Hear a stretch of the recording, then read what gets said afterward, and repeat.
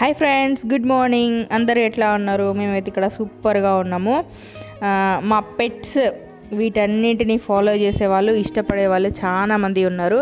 అక్క pets update పెడతా ఉంటా కానీ నన్ను కామెంట్స్లలో అడుగుతూ ఉంటారు అన్నట్టు.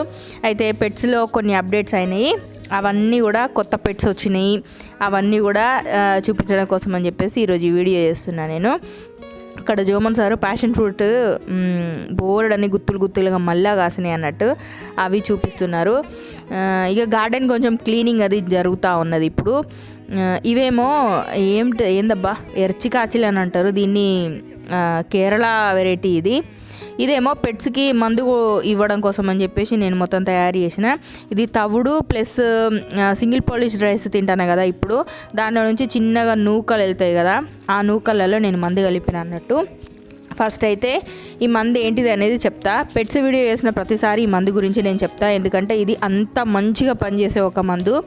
మీకు కూడా పెట్స్ని పెంచాలనే ఇంట్రెస్ట్ కనుక ఉంటే ఇది మీకు యూజ్ అవుతుందనే ఉద్దేశంతో ప్రతిసారి చెప్తాను అన్నట్టు. ఇదేమో పచ్చి పసుపు కొమ్ము.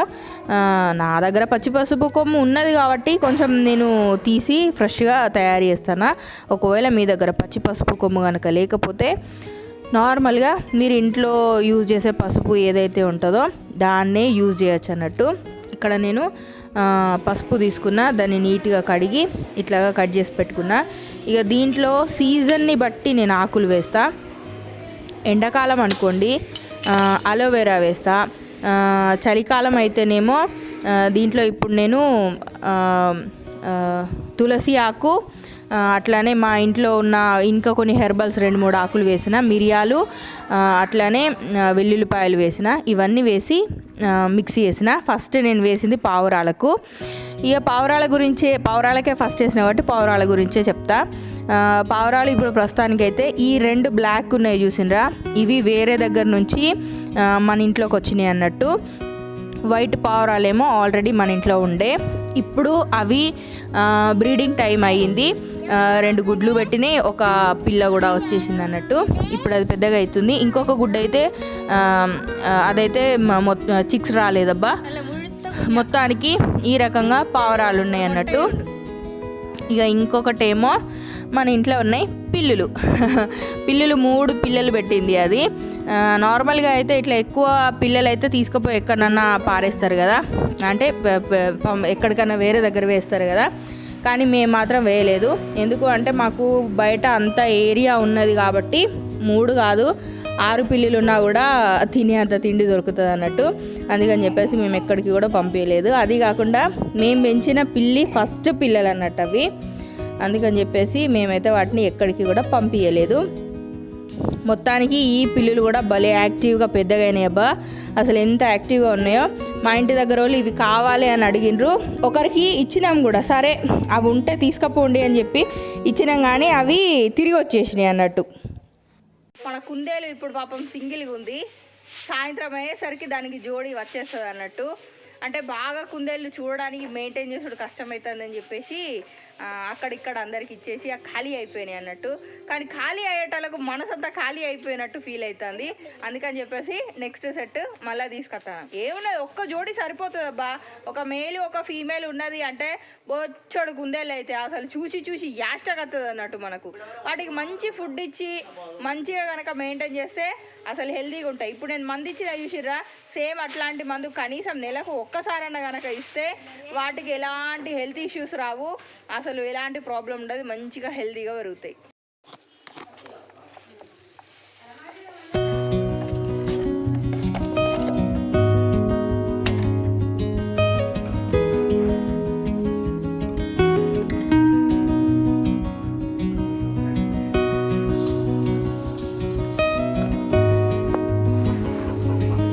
ఇప్పుడు నేను ఇచ్చేది కోళ్ళ కోసము.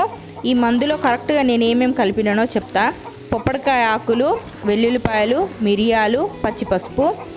పొప్పడికాయ ఆకులను మిరియాలు కడుపులో ఏదైనా వైరస్ ఉంటే కనుక టాయిలెట్ రూపకంగా వైరస్ని మొత్తం తీసేస్తుంది.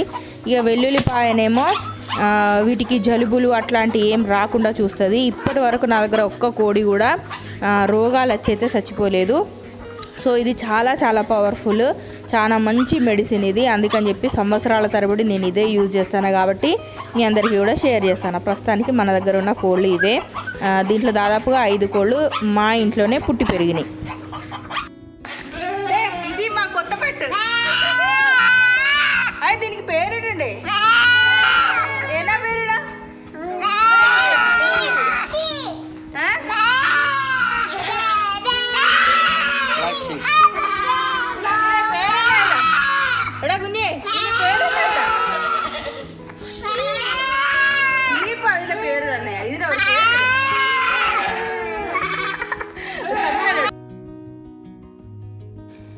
ఇట్లాగా మా ఇంటికి వచ్చిన కొత్త పెట్స్ అంటే మేకలబ్బా. మేకలు తీసుకొచ్చినాం, దాదాపుగా ఒక వారం 10 రోజులు అయిపోయింది.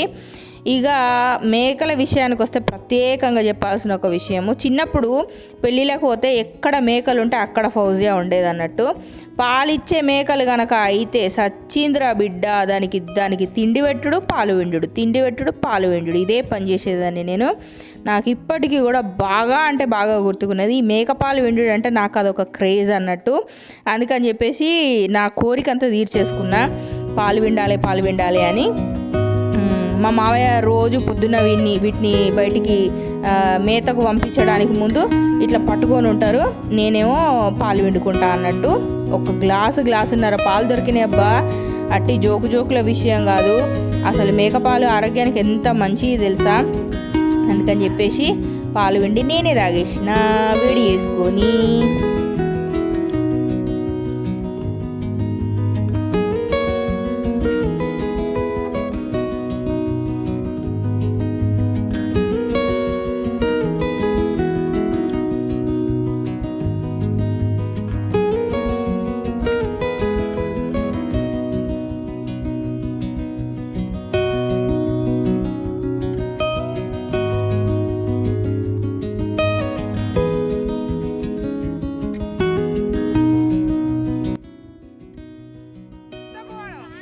ఇదేమో నెక్స్ట్ లెవెల్ స్టోరీ అన్నట్టు. స్టోరీ కాదు, రియాలిటీ.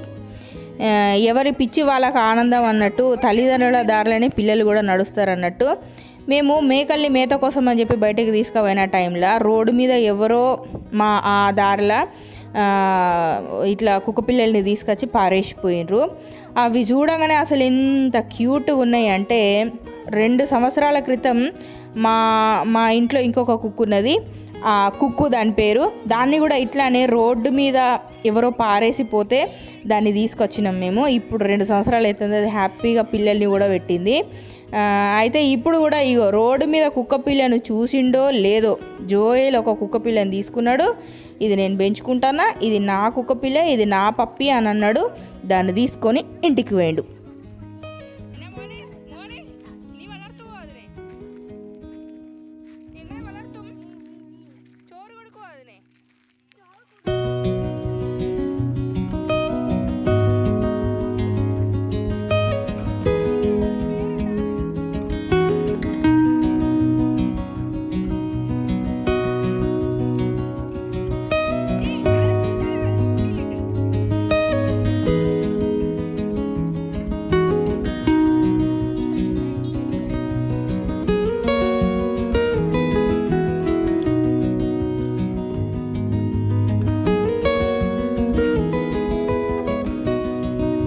ఇక జోమన్ సార్ ఏమో ఆల్రెడీ కుక్కు ఉన్నది, కుక్కుకు 5 పిల్లలు ఉన్నాయి, సూసి ఉన్నది, ఏంది ఈ కుక్కల గోల, అసలు ఎన్ని పెట్స్ ఉన్నాయి, ఇంకా మళ్ళీ 2 కుక్కల్ని ఎందుకు తీసుకొచ్చిండ్రు అని వద్దంటే వద్దు అని అన్నారు. కానీ జోయల్ మాత్రం అస్సలే ఒప్పుకోలేదు.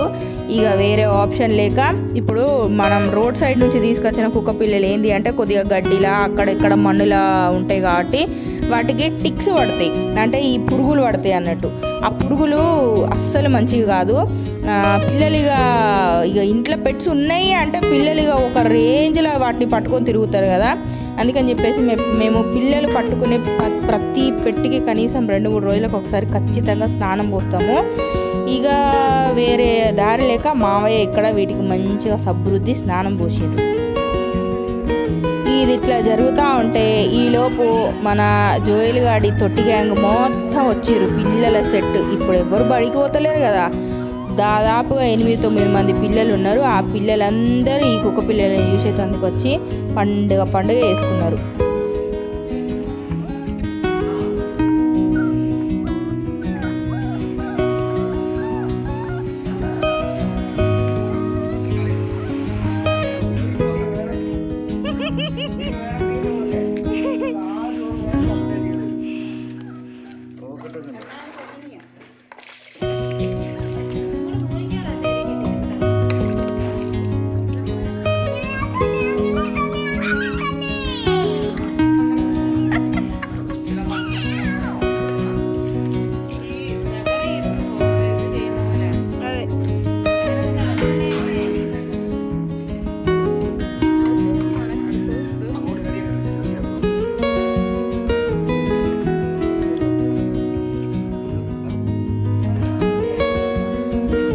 ఇట్లాగా ఈ కుక్క పిల్లలకి స్నానం పోసిన తర్వాత వాటికి ఫర్ అసలు విపరీతంగా ఉందబ్బా. రోడ్ సైడ్ డాగ్ అయినా కూడా వాటికి మంచి ఫర్ ఉన్నది.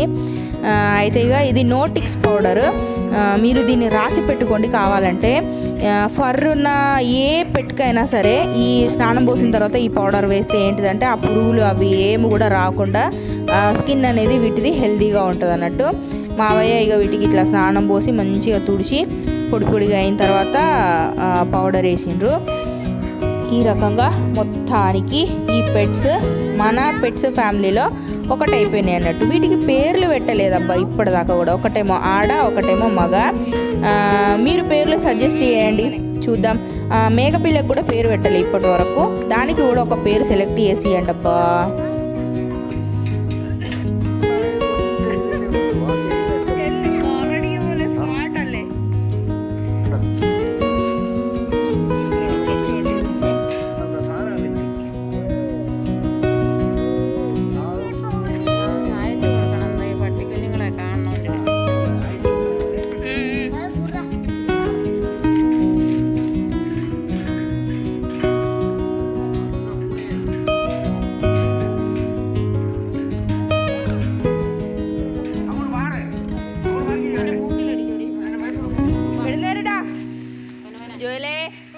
അതിന് ചെള്ളു പോകട്ടെ, അതിന് മാറി നീ ഇപ്പൊ തുടരുതല്ലേ, നീ തുടരായില്ല.